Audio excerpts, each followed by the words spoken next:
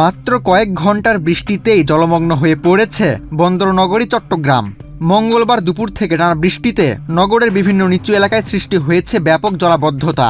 সড়ক তলিয়ে যাওয়ায় চরম ভোগান্তিতে পড়েছেন সাধারণ মানুষ, শিক্ষার্থী ও অফিস ফেরত যাত্রীরা।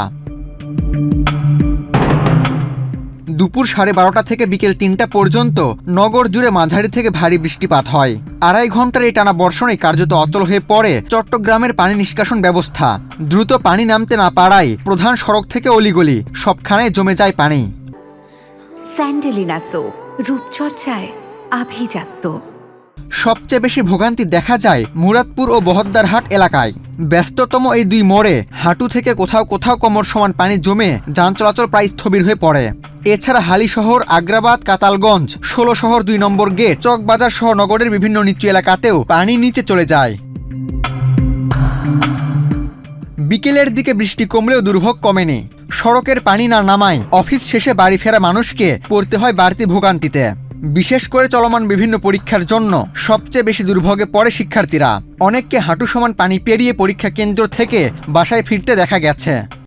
প্রায় 1টা থেকে এখানে দাঁড়ানো, শুধু আমি না, এমনকি অনেক এরকম আমাদের মতো অনেক শিক্ষার্থীরা এভাবে দাঁড়ানো আছে, যারা আপনারা যদি ওদিকে দেখতে পারবেন বিভিন্ন গাড়ি ঘোড়াতে। এমনকি অনেক শিক্ষার্থী আছে আমাদের বেঁচে যারা কিনা গাড়ি না পাওয়াতে এই বৃষ্টির মধ্যে ভিজে চলে গেছে। না পাওয়াতে কি করবে? এখান থেকে কিন্তু মুরাদপুর থেকে জিসি অনেক দূরে, আমরা আসছি করে এখান থেকে, এবং কি মানে 1টা বাজে পরীক্ষা শেষ হচ্ছে, আমরা কোন সকালবেলা আসছি, কারণ আমাদের পরীক্ষার হলে আধা ঘন্টা আগে ঢুকতে হয়। তো অতএব আমরা 8:30 বাজে এখানে আসি বুঝতেছি।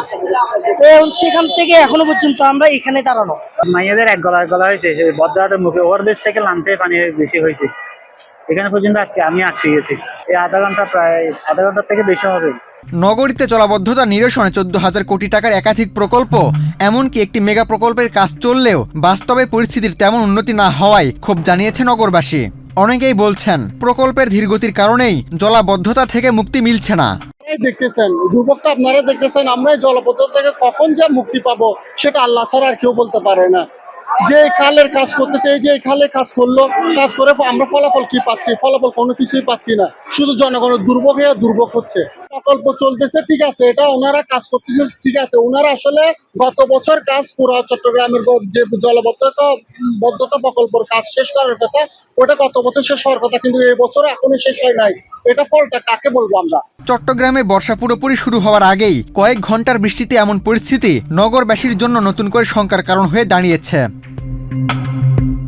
আবু তালহা, বাংলাদেশ প্রতিদিন।